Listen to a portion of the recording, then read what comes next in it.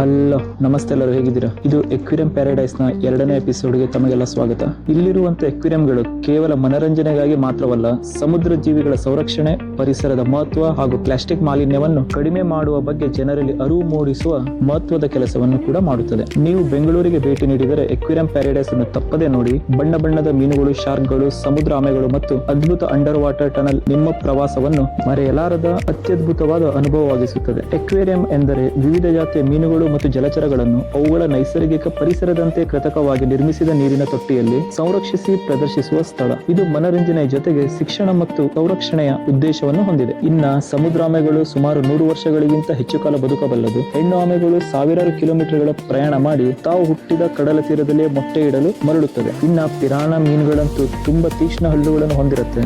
ಇವು ದಕ್ಷಿಣ ಅಮೆರಿಕದ ಅಮೆಜಾನ್ ನದಿಯಲ್ಲಿ ಕಂಡು ಬರುತ್ತೆ. ಇನ್ನ ನೋಡಿದ ತಕ್ಷಣ ಬಾಯಲ್ಲಿ ವಾವ್ ಅಂತ ಬರುತ್ತೆ, ಯಾಕಂದ್ರೆ ಇಲ್ಲಿರುವಂತ ಜೆಲ್ಲಿ ಫಿಶ್ ಎಕ್ವೇರಿಯಂ ಆ ತರ ಚೆನ್ನಾಗಿದೆ ನೋಡ್ಲಿಕ್ಕೆ. ಇನ್ನ ಇದು ಮೀನಿನ ಜಾತಿಗೆ ಸೇರಿಲ್ಲ, ಇದು ಭೂಮಿಯ ಅತ್ಯಂತ ಹಳೆಯ ಜೀವಿಗಳಲ್ಲಿ ಇದು ಕೂಡ ಒಂದು. ಸುಮಾರು 50 ಕೋಟಿ ವರ್ಷಗಳಿಂದ ಭೂಮಿಯ ಸಮುದ್ರ ಆಳದಲ್ಲಿ ಇದು ಜೀವನ ನಡೆಸ್ತಾ ಇದೆ. ಇದರ ದೇಹ ಸುಮಾರು 95% ನೀರಿನಿಂದನೇ ಕೂಡಿದೆ. ಹಾಗಾಗಿ ಇದರ ದೇಹ ತುಂಬಾ ಮೃದುವಾಗಿ ಮತ್ತು ಪಾರದರ್ಶಕವಾಗಿ ಕಾಣುತ್ತೆ. ಈ ಜೆಲ್ಲಿ ಫಿಶ್ ಗಳಿಗೆ ಮೆದುಳು, ಹೃದಯ, ರಕ್ತ ಮತ್ತು ಎಲುಬುಗಳು ಏನೂ ಇರೋದಿಲ್ಲ. ಆದ್ರೂ ನರಜಾಲದ ಮುಖಾಂತರ ತನ್ನ ಸುತ್ತಲಿನ ಪರಿಸರವನ್ನು ಅರಿತು ನಡೆಯುತ್ತದೆ. ಇನ್ನ ಇದರ ದೇಹದಲ್ಲಿ ಸೂಕ್ಷ್ಮವಾದಂತ ವಿಷದ ಕೋಶಗಳು ಇರುತ್ತದೆ. ಸಮುದ್ರದ ಆಳದಲ್ಲಿ ಇರುವಂತಹ ಜೆಲ್ಲಿ ಫಿಶ್ ಗಳು ನೀಲಿ ಮತ್ತು ಹಸಿರು ಬಣ್ಣಗಳನ್ನು ಹೊರಸೂಸುತ್ತದೆ. ಜೆಲ್ಲಿ ಫಿಶ್ ಗಳು 1 ಮೀಟರ್ ಇಂದ 30 ಮೀಟರ್ ವರೆಗೂ ಉದ್ದವಾಗಿರುತ್ತೆ. ಕೆಲವು ಜೆಲ್ಲಿ ಫಿಶ್ ಗಳು 1 ತಿಂಗಳಿಂದ 1 ವರ್ಷದವರೆಗೂ ಬದುಕಿರುತ್ತೆ. ಇನ್ನ ಇಲ್ಲಿ ನೀವು ಮತ್ಸ್ಯಕನ್ಯೆ, ಜರಿಯಂತೆ ಬೀಳುತ್ತಿರುವ ನೀರು, ಅದರಲ್ಲಿ ಸಾವಿರಾರು ಮೀನುಗಳು, ಇವುಗಳನ್ನು ತುಂಬಾನೇ ಚೆನ್ನಾಗಿ ಇಲ್ಲಿ ನಿರ್ಮಾಣ ಮಾಡಿದ್ದಾರೆ. ಇನ್ನ ಎಕ್ವೇರಿಯಂ ಅಲ್ಲಿರುವ ನೀರನ್ನು ವಿಶೇಷ ಫಿಲ್ಟರ್ ವ್ಯವಸ್ಥೆಯ ಮೂಲಕ ಶುದ್ಧವಾಗಿ ಇಡಲಾಗುತ್ತೆ. ಇಲ್ಲಂತೂ ಒಂದು ಕಾಡಿನೊಳಗೆ ಬಂದಂತ ಅನುಭವ ನಮ್ಗೆ ಸಿಗುತ್ತೆ. ಇನ್ನ ಇಲ್ಲಿ ನೀರಿನ ತಾಪಮಾನ,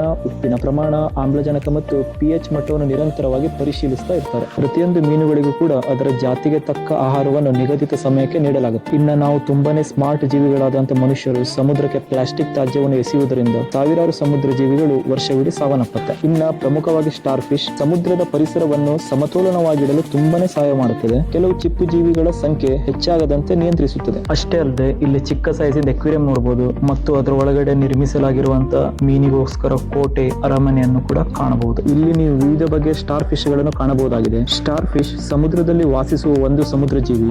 ಇದು ಎಕಿನೋಡರ್ಮಟಾ ಎಂಬ ಜೀವಿಯ ಗುಂಪಿಗೆ ಸೇರಿದೆ. ಇದರ ದೇಹ ರಚನೆ ನಕ್ಷತ್ರ ಆಕಾರದಲ್ಲಿರುವುದರಿಂದ ಇದನ್ನ ಸ್ಟಾರ್ ಫಿಶ್ ಅಂತ ಗುರುತಿಸಲಾಗುತ್ತೆ. ಸಾಮಾನ್ಯವಾಗಿ ಇದಕ್ಕೆ 5 ಕೈಗಳಿರುತ್ತೆ, ಆದ್ರೆ ಕೆಲವು ಜಾತಿಗಳಲ್ಲಿ 10, 20 ಅಥವಾ 40 ಕೈಗಳನ್ನು ಕೂಡ ಕಾಣಬಹುದು. ಇವು ವಿಶ್ವದ ಎಲ್ಲಾ ಸಮುದ್ರಗಳಲ್ಲೂ ಕಂಡು ಬರುತ್ತೆ. ಹವಳದ ದಿಬ್ಬಗಳಲ್ಲಿ, ಸಮುದ್ರದ ಬಂಡೆಯ ಮೇಲೆ, ಮರಳಿನ ತಳಭಾಗದಲ್ಲಿ, ಆಳ ಸಮುದ್ರದಲ್ಲಿ ಕೂಡ ವಾಸಿಸುತ್ತದೆ. ಇಲ್ಲಿ ಜಬರ್ದಸ್ತ್ ಆದ ಯುದ್ಧ ನೌಕೆ ಮತ್ತು ಬೋಟ್ ಅನ್ನು ಕೂಡ ನಿರ್ಮಾಣ ಮಾಡಿ ಇಟ್ಟಿದ್ದಾರೆ. ಇಲ್ಲಿ ಕಲರ್ಫುಲ್ ಆದ ಕೋಯಾ ಫಿಶ್ ಗಳು 1000ಕ್ಕಿಂತಲೂ ಹೆಚ್ಚಿದೆ.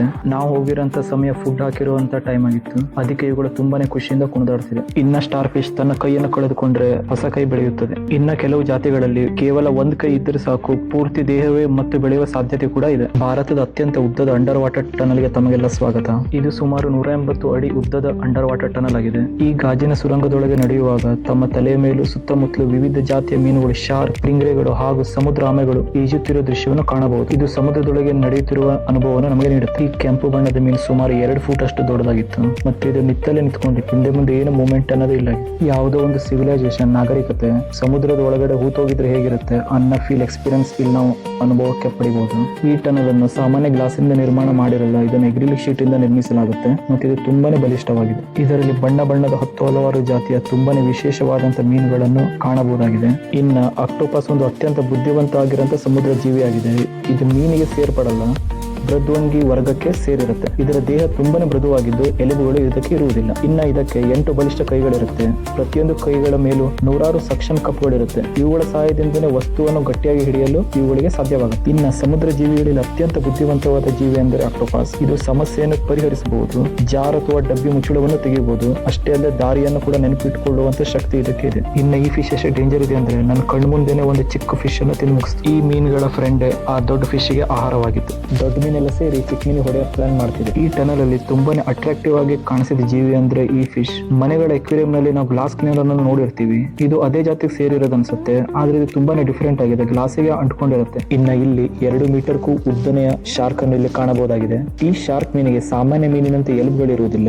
ಇದರ ದೇಹ ಕಾರ್ಟಿಲೇಜ್ ಎಂಬ ಮೃದುವಾದ ತುಂಬಾನೇ ಬಲಶಾಲಿಯಾಗಿರುವಂತಹ ಪದಾರ್ಥದಿಂದ ನಿರ್ಮಾಣ ಆಗಿರುತ್ತೆ. ಇದುವರೆಗೆ ಜಗತ್ತಿನಲ್ಲಿ ಒಟ್ಟು 500ಕ್ಕೂ ಹೆಚ್ಚು ಜಾತಿಯ ಶಾರ್ಕ್ಗಳು ಕಂಡು ಬಂದಿದೆ. ಚಿಕ್ಕ ಶಾರ್ಕ್ಗಳು 20 ಸೆಂಟಿಮೀಟರ್ ಇದ್ರೆ ನೋಡಿದ್ರೆ ದೊಡ್ಡ ಶಾರ್ಕ್ಗಳು 18 ಮೀಟರ್ ಉದ್ದವಾಗಿರುತ್ತೆ, ಅಂದರೆ ಸುಮಾರು 60 ಅಡಿ. ಶಾರ್ಕ್ಗಳ ಆಹಾರ ಸಣ್ಣ ಮೀನುಗಳು, ಸಿಗಡಿಗಳು, ಏಡಿಗಳು, ಸ್ಕ್ವಿಡ್, ಆಕ್ಟೋಪಸ್ ಇತ್ಯಾದಿ. ಶಾರ್ಕ್ಗೆ ಜೀವನಾವಧಿಯಲ್ಲಿ ಸುಮಾರು ಸಾವಿರಾರು ಹಲ್ಲುಗಳು ಬೆಳೆಯುತ್ತದೆ. ಒಂದು ಹಲ್ಲು ಏನಾದ್ರು ಉದುರಿ ಹೋದ್ರೆ ಅದೇ ಜಾಗದಲ್ಲಿ ಹೊಸ ಹಲ್ಲು ಹುಟ್ಟುಬರುತ್ತೆ. ಶಾರ್ಕ್ನ ಮೂಗಿನ ಶಕ್ತಿ ಅತ್ಯಂತ ತೀಕ್ಷ್ಣವಾಗಿರುತ್ತೆ. ನೀರಿನಲ್ಲಿ ಬಹಳ ಕಡಿಮೆ ಪ್ರಮಾಣದ ರಕ್ತದ ವಾಸನೆಯನ್ನು ದೂರದಿಂದಲೇ ಗುರುತಿಸಬಲ್ಲದು. ಮರಳಿನಲ್ಲಿರುವ ಇತರ ಜೀವಿಗಳ ಇಲೆಕ್ಟ್ರಿಕಲ್ ಸಿಗ್ನಲ್ ಅಂದರೆ ತರಂಗ ಇವುಗಳನ್ನು ಗುರುತಿಸಿ ಬೇಟೆ ಕೂಡ ಇವು ಆಡುತ್ತದೆ. ಗಂಟೆಗೆ ಸುಮಾರು 50 ರಿಂದ 60 ಕಿಲೋಮೀಟರ್ ವೇಗದಲ್ಲಿ ಈಜಾಡುವ ಶಕ್ತಿಯನ್ನು ಇವು ಹೊಂದಿದೆ. ಈ ಎಲ್ಲಾ ಶಾರ್ಕ್ಗಳು ಮನುಷ್ಯನಿಗೆ ಅಪಾಯಕಾರಿ ಅಲ್ಲ, ಆದರೆ ಕೆಲವು ಶಾರ್ಕ್ಗಳು ಮಾತ್ರ ಮನುಷ್ಯನಿಗೆ ಅಟ್ಯಾಕ್ ಮಾಡುವಂತ ಸಾಧ್ಯತೆ ಇರುತ್ತದೆ. ಶಾರ್ಕ್ನ ಕಣ್ಣಿಗೆ ರೆಪ್ಪೆಗಳಿರುವುದಿಲ್ಲ. ಇನ್ನು ಶಾರ್ಕ್ಗಳು 70 ರಿಂದ 100 ವರ್ಷಗಳ ಕಾಲ ಬದುಕಿರುತ್ತೆ. ಶಾರ್ಕ್ಗಳು ನಿರಂತರವಾಗಿ ಈಜಾಡುತ್ತಲೇ ಇರುತ್ತೆ ಹಾಗೂ ಸಮುದ್ರದಲ್ಲಿರುವ ಅನೇಕ ಜೀವಿಗಳು ಈಜಾಡುವುದನ್ನು ನಿಲ್ಲಿಸಿದರೆ ಅವುಗಳ ಉಸಿರಾಟ ಕ್ರಿಯೆಗೆ ತೊಂದರೆಯನ್ನು ಉಂಟಾಗುವ ಸಾಧ್ಯತೆಗಳು ಇದೆ. ಸಮುದ್ರದ ಅತ್ಯಂತ ಶಕ್ತಿಶಾಲಿ ಜೀವಿಗಳಲ್ಲಿ ಶಾರ್ಕ್ ಕೂಡ ಒಂದಾಗಿದೆ. ಇದು ಸುಮಾರು 40 ಕೋಟಿ ವರ್ಷಗಳಿಂದ ಭೂಮಿಯಲ್ಲಿ ಬದುಕ್ತಾ ಇದೆ. ಇದು ಡೈನೋಸಾರ್ಗಳಿಗಿಂತ ಹಳೆಯದು. ಕೆಲವು ಶಾರ್ಕ್ಗಳು ನಿದ್ದೆಯಲ್ಲೇ ಈಜಾಡುತ್ತದೆ ಹಾಗೂ ಈಜಾಡುತ್ತಲೇ ವಿಶ್ರಾಂತಿ ಪಡೆಯುತ್ತದೆ. ಶಾರ್ಕ್ಗೆ ಹಗಲು ಮತ್ತು ರಾತ್ರಿ ಎರಡರಲ್ಲೂ ಉತ್ತಮವಾಗಿ ಕಾಣುವ ಕಣ್ಣುಗಳಿವೆ. ಇನ್ನು ಹೆಚ್ಚಿನ ಶಾರ್ಕ್ಗಳು ತಮ್ಮ ಮರಿಗಳನ್ನು ಹುಟ್ಟಿದ ನಂತರ ಸ್ವತಂತ್ರವಾಗಿ ಬದುಕಲು ಬಿಟ್ಟು ಬಿಡುತ್ತದೆ. ಶಾರ್ಕ್ ದುರ್ಬಲ ಮತ್ತು ರೋಗಪೀಡಿತ ಮೀನುಗಳನ್ನು ಬೇಟೆಯಾಡಿ ಸಮುದ್ರದ ಪರಿಸರವನ್ನು ಆರೋಗ್ಯಕರವಾಗಿ ಇಟ್ಟಿಡುತ್ತೆ. ಇಲ್ಲಿ ನಾನಾ ತರಹದ ಸಣ್ಣ ಸೈಜಿನ ಎಕ್ವೇರಿಯಂ ಕೂಡ ಕಾಣಬಹುದಾಗಿದೆ. ಎಕ್ವೇರಿಯಂ ಒಳಗಡೆ ಇಡಬಹುದಾದಂತಹ ನ್ಯಾಚುರಲ್ ಗ್ರೋ ಪ್ಲಾಂಟ್ಸ್ ಹಾಗೂ ನ್ಯಾಚುರಲ್ ಥೀಮ್ ಇರುವಂತಹ ಕಲ್ಲುಗಳನ್ನು ಇಲ್ಲಿ ಕಾಣಬಹುದಾಗಿದೆ. ಇಲ್ಲಿ ಸ್ಟಾರ್ಟಿಂಗ್ ಅಲ್ಲೇ ಬೋಟ್ ಮೇಲೆ ಕುಳಿತುಕೊಂಡು ಫ್ಯಾಮಿಲಿ ಜೊತೆಗೆ ಎಂಜಾಯ್ ಮಾಡ್ತಿರೋ ಫೋಟೋವನ್ನು ತೆಗೆಸಲಾಗಿತ್ತು. ಈಗ ಆ ಫೋಟೋ ಕಂಪ್ಯೂಟರ್ ನಮಗೆ ಕಾಣಿಸ್ತಾ ಇದ್ದಾರೆ, ಈ ತರ ಕಾಣ್ತಾ ಇದೆ. ಇದನ್ನು ಕೂಡ ಅಲ್ಲೇ ನಾವು ಪೇ ಮಾಡಿ ಫೋಟೋವನ್ನು ಕಲೆಕ್ಟ್ ಮಾಡ್ಕೋಬಹುದು ಅಥವಾ ಸ್ಕ್ಯಾನರ್ ಮೂಲಕ ಸ್ಕ್ಯಾನ್ ಮಾಡಿ ಸಾಫ್ಟ್ ಕಾಪಿಯನ್ನು ಪಡಿಬಹುದಾಗಿದೆ. ಇನ್ನ ಪೇ ಮಾಡಿರೋಂತ ಅಮೌಂಟ್ ಗೆ ಅವರ್ಲಿ ಒಂದ್ಸಲ ಇಲ್ಲಿ ಕಾಂಪ್ಲಿಮೆಂಟ್ ಅಂತ ಒಂದು 20 ಮಿನಿಟ್ ಶೋ ಕೂಡ ಅರೇಂಜ್ ಅನ್ನ ಮಾಡಿಟ್ಟಿರ್ತಾರೆ. ಅದನ್ನ ಇಲ್ಲೇ ಕುಳಿತು ನಾವು ಎಂಜಾಯ್ ಮಾಡಬಹುದು. ಇನ್ನ ನಾನು ಮಾಡಿರುವಂತ ಈ ವಿಡಿಯೋ ನಿಮ್ಗೆ ಇಷ್ಟವಾದಲ್ಲಿ ದಯವಿಟ್ಟು ಲೈಕ್, ಸಬ್ಸ್ಕ್ರೈಬ್ ಮತ್ತು ಶೇರ್ ಮಾಡೋದನ್ನು ಮರಿಬೇಡಿ. ಜೈ ಹಿಂದ್.